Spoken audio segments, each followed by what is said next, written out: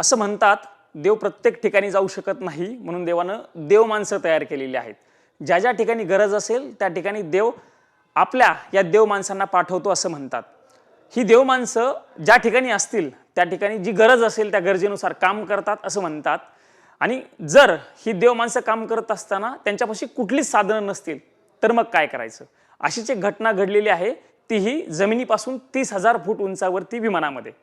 झालं असं होतं की गोव्यावरनं दिल्लीला येणारी एक फ्लाईट होती आणि त्या फ्लाईटमध्ये अचानक पद्धतीनं एका प्रवाशाला त्रास व्हायला लागला आणि मग त्या प्रवाशाला वाचवलं अशाच एका देवमाणसानं. हो, तो देवमाणूस आहे महाराष्ट्राची लेखसून असलेल्या आणि आता कर्नाटकमध्ये काही दिवसांपूर्वी आमदार राहिलेल्या डॉक्टर अंजली निंबाळकर. या माझ्यासोबत स्वतः मॅडम आहेत. खरं तर मॅडम तुमचं खूप खूप कौतुक आणि TV9 मराठीमध्ये स्वागत आहे. नेमकं प्रसंग काय घडला होता ते प्रेक्षकांसाठी सविस्तर सांगा. नाही, असं झालं आमचं आज 14 डिसेंबरला दिल्लीला वोट चोर गद्दी छोडची रॅली होती आणि त्यासाठी मी गोव्याची AICC सेक्रेटरी इन्चार्ज असल्यामुळे मी गोव्यात आमचे लोकल बॉडी इलेक्शन्स होते, त्याच्यासाठी मी गोव्यातनं फ्लाईट पकडली, गोवा दिल्लीची इंडिगो दुपारी 1:15 वाजताची. आणि नेहमीप्रमाणे लाँग फ्लाईट आहे, 2 तास 40 मिनटाची आहे म्हटल्यावर मी आपलं फ्लाईटमध्ये बसल्या बसल्या सगळं व्यवस्थित बसून ठेवून डोळे पॉवर नॅप घ्यायला चालू केली आणि फ्लाईट रनवेवर गेली, रनवेवरनं उडाली आणि अजून स्लांटिंगच होती, म्हणजे अजून तिने प्रॉपर स्टेबल पोझिशन पण घेतलं नव्हतं. आणि मी तेवढ्यात मागणं कोणीतरी हेल्प करून एक्सक्यूज मी असं करून ओरडायला लागलं. माझ्या शेजारचा माणसाने बाजूला बघितलं आणि म्हणाला, मॅडम तुम्ही डॉक्टर आहे ना, बघा काय. मी मागे वळून बघितलं तेव्हा एक मुलगी अशी बेशुद्ध होऊन सीटवरनं खाली डोकं पाडून पडत होती ऑलमोस्ट. आणि स्लांट असल्यामुळे तिचा सीट बेल्ट होता, त्यामुळे थोडंसं तिला स्टेबिलिटी होती, सीटवरनं ती पडली नाही. आणि मग मी तसंच उठले आणि तिच्याकडे गेले तर तिची पल्स एकदमच मला फीबल लागली. मला कळालंच नाही की असं का झालं. एकदम मला आधी इनिशियली वाटलं तिला कार्डियक अरेस्ट वगैरे होतोय की काय. ती बेशुद्ध, बोलायलाच तयार नाही, डोळे बंद, पल्स मिळेना. मी खरंच सांगते, मी घाबरले पण होते तेव्हा थोडीशी की आता हिला असं कसं रिवाईव्ह करू मी, कारण झोपवायचं म्हटलं तरी तिथे अजून त्या एअर हॉस्टेस पण उठायला लवकर तयार नाहीत, because seat belt sign on होती. मग तसंच तिला सीटवरती टाकलं, सीट जेवढी मागे होईल तेवढी मागे घेतला आणि तिच्या छातीवर दाबायला लागले मी की ह्या आशेने की ॲटलिस्ट ती कॉन्शियस होईल जरासं प्रेशर दिल्यावरती. आणि ते पण हे झालं नाही. मग एक 2-4 मिनटं मी दाबतच राहिले, ज्याला आम्ही CPR म्हणतो. पण दाबत मग ती थोड्या वेळाने अशी एकदम घाबरून अशी डोळे उघडले आणि तिचं तिलाच कळालं नाही की काय झालं होतं आणि काय नाही. मी म्हटलं, काय झालं तुला? निश्चित म्हटलं, पहिलं सेटल हो, पाणी पी थोडं. आणि मग थोडं पल्स आली तिची, ती झाली व्यवस्थित, थोडी पिंक पण झाली थोडा चेहऱ्याने. आणि तिला मग थोडी हिस्ट्री मी काढायचा प्रयत्न केला की कारण काय झालं. मग ती म्हणाली, माझं स्टमक अपसेट होतं काल आणि मी कालपासून काही खाल्लं नव्हतं आणि येताना काहीतरी पॅरासिटामॉल टॅबलेट घेतली आणि विमानात प्रवास करायचा आहे म्हटल्यावरती मी एक टॅबलेट खाल्ली होती, जे तिला माहिती नव्हतं. मग मी असं मला जेवढं सायन हॉस्पिटल मी शिकलेले आहे, त्यामुळे बरेच चांगले एकापेक्षा एक दिग्गज गुरु आम्हाला MBBSला शिकवायला होते. बेसिक्समध्ये थोडा विचार केला तर मला वाटलं की प्रॉबब्ली तिला डिहायड्रेशनमध्ये ती सिन्कोपल अटॅकला गेली असेल आणि म्हणून मग तिला इलेक्ट्रॉल वॉटर तयार केलं मी तिथे आणि तिला प्यायला सांगितलं. आणि सगळं थोडंसं मला व्यवस्थित वाटल्यावर मी एअर हॉस्टेसला फक्त सांगितलं, तिच्याकडे लक्ष ठेव, आणि तिच्या बहिणीला पण सांगितलं, बाई काही लागलं तर मी पुढच्या सीटवरती आहे आणि बसते. आणि मी बसले सीटवरती जाऊन परत की अर्ध्या तासात तू हे पाणी संपव, एक गटगट पिऊ नकोस, सिप बाय सिप घे म्हणून, वी विल रिकवर. तेवढ्यात 10 मिनिटातच तिची बहीण आली, ती परत बेशुद्ध पडली. आणि तेव्हा गेले आणि बघितलं तर यावेळेस तर तिचं पूर्ण हात एकदम सायनोस झाले होते, म्हणजे काळे निळे ब्लू कलरचे झाले होते, ज्याला आम्ही सायनोसिस म्हणतो डॉक्टर लँग्वेजमध्ये. ते झाले, थंड होते, एकदम थंडगार एक्स्ट्रीमिटीज, कोल्ड पूर्ण. पल्स तर यावेळेस मला लास्ट टाईम फीबल तरी होती, यावेळेस तर बिलकुल नाही. सिस्टरला त्या ह्याला सांगितलं BP मशीन आण, BP रेकॉर्ड करूया, BP बिलकुल नाही. मी तेव्हा मग माझं तोल सुटला. खरंच सांगते, मी ओरडायला लागले एअर हॉस्टेसवरती की मला तिला खालती झोपवलं पाहिजे, फ्लॅट केलं पाहिजे आणि तिला CPR दिलं पाहिजे. I need emergency landing. ती जाती आहे, मी नाही वाचवू शकणार हिला आता ह्याच्या पुढे, कारण हे सेकंड टाईम व्हायला लागले आणि I am not able to get the exact cause का होतं आहे. आणि we need a proper hospital आणि I need IV cannula, I need IV sets, I need certain drip lines. ती म्हणाली मॅम आमच्याकडे काहीच नाही आहे, these are the only medicines we have आणि तुम्ही त्याच्यातनं काहीतरी करा तिच्यासाठी. मी म्हटलं अगं पण ॲटलिस्ट इमर्जन्सी लँडिंग करा, because Goa to Delhi there are many airports where you can तुम्ही लँड होऊ शकता. पण ती म्हणाली पायलटशी कन्सल्ट केलं, पायलट म्हणाला 1-1.25 तास तरी लँडिंगला आहे म्हणून. आता 1.25 तास अशा पेशंटला सांभाळायचं, आय मीन लिटरली मला तेव्हा असं वाटलं की मेडिकल नॉलेज असून काय फायदा इफ इन्स्ट्रुमेंट्स नाही, काही तुमच्याकडे आजूबाजूला नाही आहे. युजली अशा वेळेस फर्स्ट एड किटमध्ये ॲस्पिरिन किंवा हे ठेवतात, हार्ट अटॅक आला असेल आणि फर्स्ट गोल्डन आवरमध्ये त्यांना रिवाईव्ह करण्यासाठी म्हणून. आणि मग मी तरी पण तिच्यावरती दाबत राहिले, तिला बोलत राहिले काहीतरी करेल, काहीतरी ऐकेल ती म्हणून. अक्षरशः 15-20 मिनटानंतर ती थोडी गरम झाली, पल्स मिळाली, BP तिचं जरा 90/60 आलं. तेव्हा मला मी थोडा श्वास घेतला की okay probably I don't know अर्धा तास का 1 तास मी कशी काढेन हिच्याबरोबर, पण मला इथनं पुढे तरी तिला ॲटलिस्ट जगवायचं आहे 1 तासासाठी मिनिमम. आणि मग परत इलेक्ट्रॉल बॉटल चालू केली. तिला म्हटलं मला नाही माहिती बाई, पण आता माझ्याकडे IV लाईन नाही, आय एम सॉरी, तुला 1 लिटर ते अर्धा लिटर हे इलेक्ट्रॉल पाणी पिलंच पाहिजे. You have to be with me, you have to support me if you have to save your life. And she was a American citizen Jenny म्हणून. आणि मग तिने पण खरंच खूप धैर्याने घेतलं आणि मग हळूहळू रिवाईव्ह झाल्यानंतर मग ती मला सोडेनाच की नाही तुम्ही माझ्या बाजूलाच थांबा आणि नाही तर मी मरणार म्हणून. मी म्हटलं बरं ठीक आहे. मग 2 तास तिच्या बाजूला फ्लाईटवरती उभी राहून तिला धीर देत, मला स्वतःला धीर धरत, विथ लिमिटेड सोर्सेस. खरंच म्हणजे मला आठवलं तरी असं काटे येत आहेत अंगावर की अशा वेळेस माणसाला कितीही जरी काही असलं, वेळ असली तर निघून जातो आणि खरंच तिची वेळ नव्हती आणि देवानी माझी साथ दिली, तिची साथ दिली तिला वाचवण्यात. आणि मग तेवढ्यात एअर होस्टेसला सांगितलं I need priority landing, I need a doctor, ambulance on the tarmac with ringer lactate DNS 5% dextrose जे काय आहे प्लीज, IV कॅन्युला सगळं, म्हणजे इमिजिएटली सो दॅट तिला रिहायड्रेशन चालू होईल असं. आणि फॉर्च्युनेटली आम्हाला प्रायोरिटी लँडिंग मिळाली. ती राहिली माझ्याबरोबर, गप्पा मारत बसली. नंतर मग सांगत होती माझी पण सासू डॉक्टर अंजली आहे, ती पण गायनेकॉलॉजिस्ट आहे.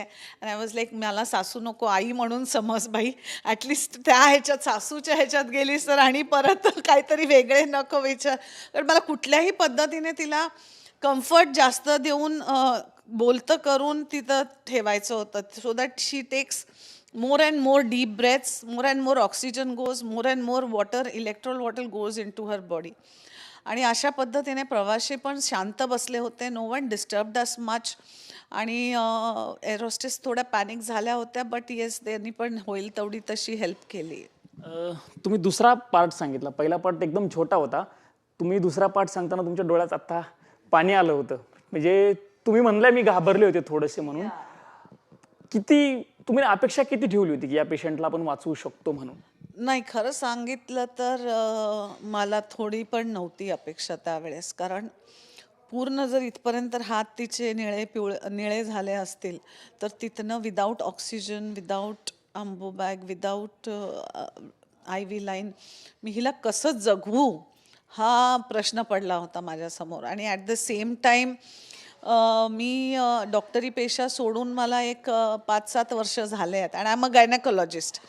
पण बेसिक म्हटलं ना, मी बेसिक सायन हॉस्पिटलचं असल्यामुळे तिथल्या शिकवल्याला ते खरंच इथे उपयोगा पडलं. आणि मला तर वाटतंय प्रत्येक तुमच्या टी व्ही माध्यमातनं मी एव्हिएशन मिनिस्टरला सांगू इच्छिते की प्रत्येक एअर हॉस्टेसला तुम्ही बेसिक तरी CPR करायला शिकवा. आणि दुसरी गोष्ट म्हणजे ॲटलिस्ट एक IV कॅन्युला आणि बेसिक सलाईन बॉटल्स जे असतात ते प्लीज इमर्जन्सी किटमध्ये तुम्ही ठेवले पाहिजेत, कारण रिहायड्रेशन अशा वेळेस करणं अतिशय गरजेचं असतं.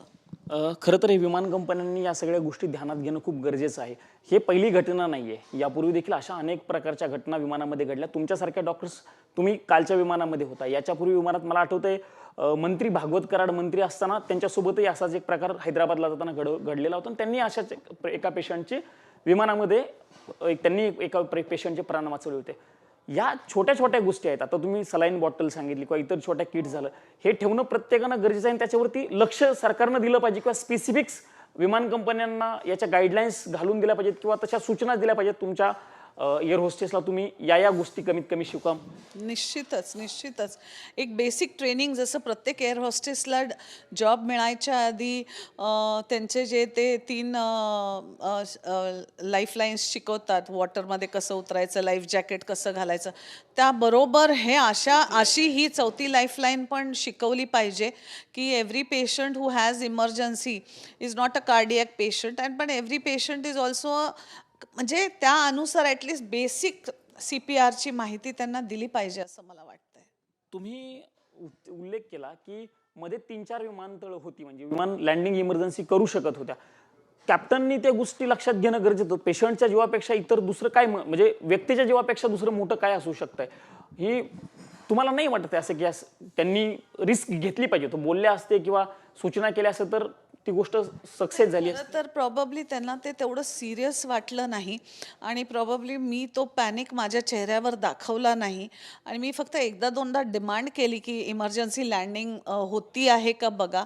अँड दे थॉट की प्रॉबब्ली आय एम सेईंग, मला नाही माहिती कारण माझं कॅप्टन बरोबर बोलणं नाही झालं.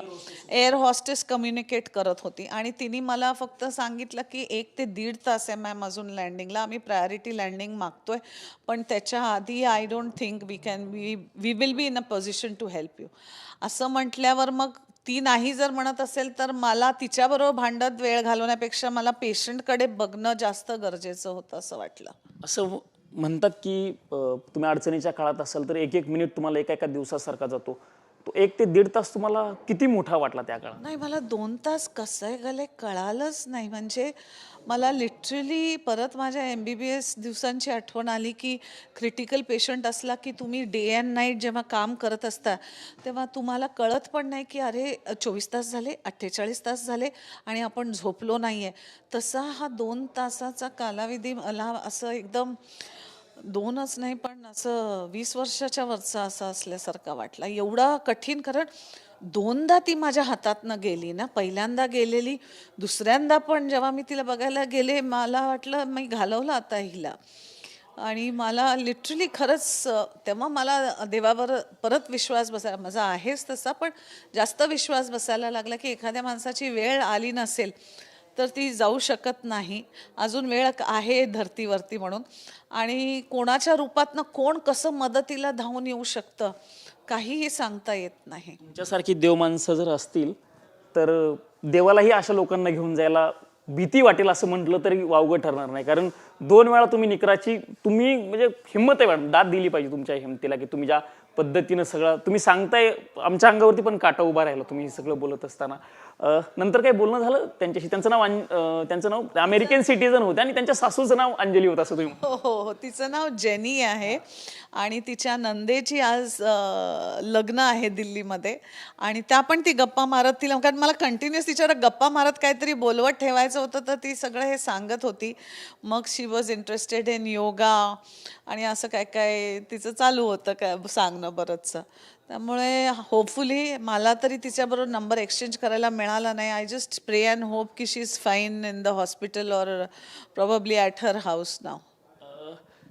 कर्नाटकच्या मुख्यमंत्र्यांनी ट्विट केले, ह्या पोस्ट केली, या अनुषंगानं तुमचं कौतुक करणारी पोस्ट केलेली आहे. हो, मी सकाळी बघितली आणि खरंच जेव्हा मुख्यमंत्री ते पण असे साधेसुधे मुख्यमंत्री नाही, जे स्वतः सोशल कमिटमेंटसाठी मानलेले जे आहेत सिद्धरामय्याजी, त्यांच्या तोंडातनं असं जेव्हा कौतुकाचे शब्द येतात ना, खरंच खूप चांगलं वाटतं. कारण नाही, अजून नाही, मी उद्या सकाळी त्यांना भेटतीये.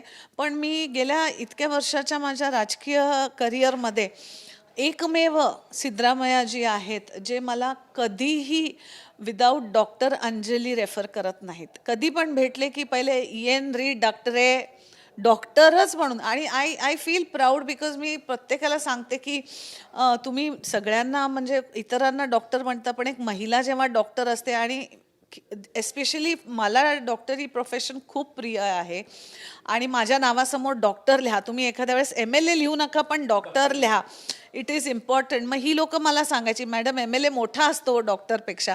मी म्हणलं नाही, मला डॉक्टर मोठा वाटतो, आणि मला तेच पहिलं तुम्ही लिहिलं तर जास्त कौतुकाचं वाटेल रादर दॅन पॉलिटिशियन किंवा हे असं. आता म्हणाला डॉक्टर लिहिलं पाहिजे, पण काही वेळापूर्वी बोलताना तुम्ही असं म्हणाला की मी प्रॅक्टिस 5 वर्षांपूर्वी बंद केली किंवा कमी केली, आता पुन्हा असं वाटायला लागलं की आपण नाही, आता हे आपलं महत्वाचं आणि आपली सुरुवात त्याच्यातून असं वाटलं. Once a doctor is a life time doctor.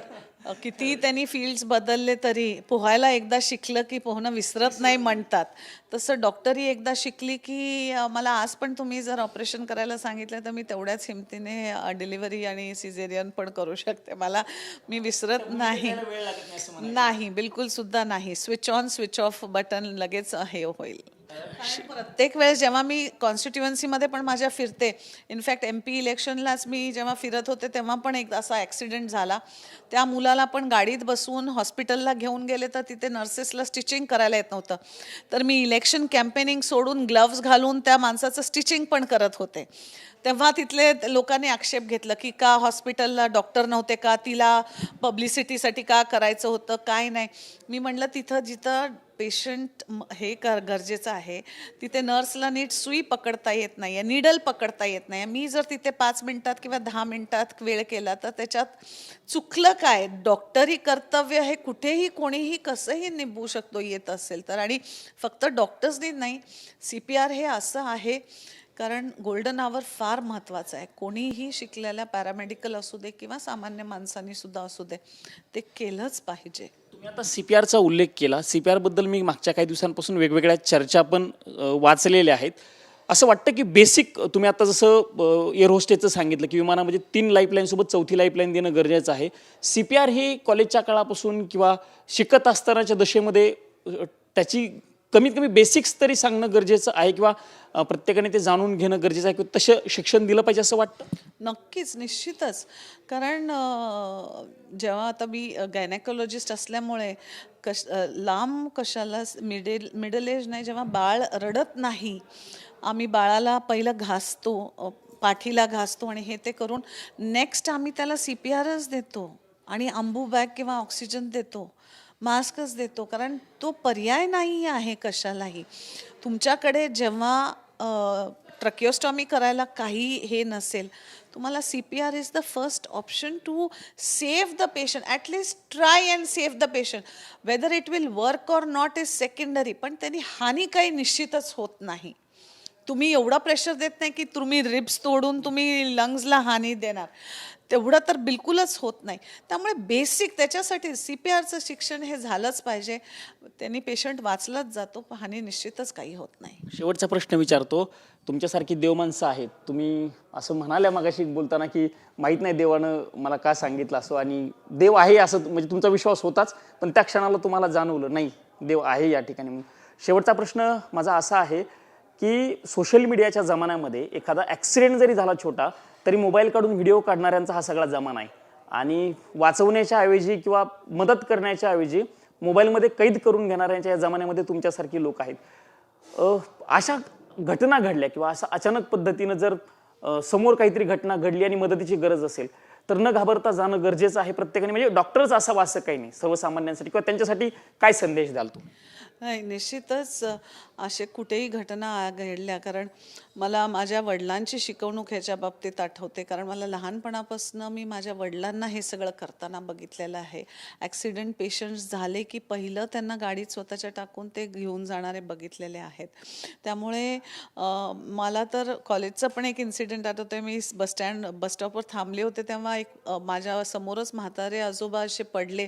मी घेऊन गेले आणि तिथल्या पोरांनी लगेच आमचं हिंदमाताच्या इथे घर होतं, तेव्हा तिथल्या पोरांनी, चाळीतल्या पोरांनी येऊन सांगितलं, ताई नको, ताई तुम्ही नको, पोलीस स्टेशनच्या आहेत त्या भानगडी असतात, तुम्ही जा, आम्ही जातो आणि केस हे ते आम्ही सांभाळतो म्हणून. आणि घरी गेल्यावर माझ्या आईने तेच म्हणलं, हिला नाही त्या भानगडीत कशाला पडायचं असतं म्हणून. आणि हीच भूमिका प्रत्येकांची असते. पण तिथे माझ्या वडिलांनी मला सपोर्ट केला आणि सांगितलं, नाही, कधी पण असं काही तुझ्या समोर झालं तर तिथे मदतीला पहिला धावून जात जा, नंतर पोलीस केस हे ते काय होईल ते बघता येतं, पण एखाद्याचा प्राण वाचवणं जर जमत असेल तर पुढे मागे बघायचं नाही बेटा म्हणून. आणि आज पण जेव्हा माझ्या वडिलांना वारून 25-26 वर्ष झालेले आहेत, मी स्वतः 50 वर्षाची आहे, तरी पण ती शिकवण मी अजूनसुद्धा तंतोतंत तशी पाळते. आणि तुमच्या माध्यमातून प्रत्येक नागरिकांना हेच सांगते, फॉर्म भरण्यात पोलीस त्रास देईल, डॉक्टर हे प्रश्न देतात, त्याच्यात प्लीज लागू नका. कारण त्या ठिकाणी कधीतरी आपला माणूस असला आणि त्याचा जीव वाचवायला जर समोरच्यानी असाच विचार केला तर विचार करा काय होईल. प्रत्येक माणूस हा माणुसकी धर्माने जर जगायला लागला, आणि निश्चितच अशा वेळेस तर वापरलंच पाहिजे आणि प्रत्येकाने मदतीचा हाताला धावून गेलंच पाहिजे. तुमच्यासारखी माणसं जर आजूबाजूला असतील तर खरं तुमचा हा इंटरव्ह्यू टी9च्या माध्यमातून जे प्रेक्षक बघत असतील त्यांनी बघितल्याच्या नंतर 10 पैकी कमीत कमी 5 लोक तरी असे असतील की ते मदतीला धावतील आणि हे तुमच्या इंटरव्ह्यूचं यश असेल असं मला वाटतं. आय होप, मला वाटतं 10 पैकी 5 नाही, 2 जरी गेले ना तरी हा मोठा एक वाटचाल असेल त्या दृष्टिकोनातनं. आणि I believe 1 step at the time, आणि पावलं घेत घेत घेत असंच लोक एकमेकांना मदत करायला चालू करतील.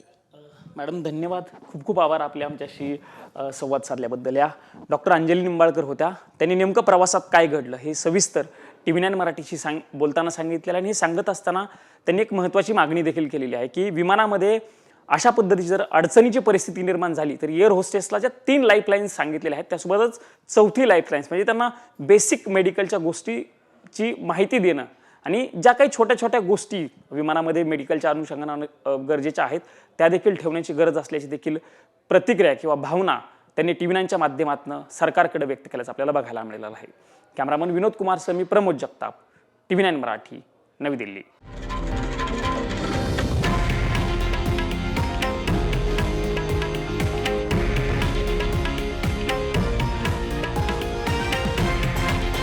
हे आहे देशातील नंबर 1 न्यूज नेटवर्क आणि आपण पाहत आहात TV9 मराठी, एकमेव.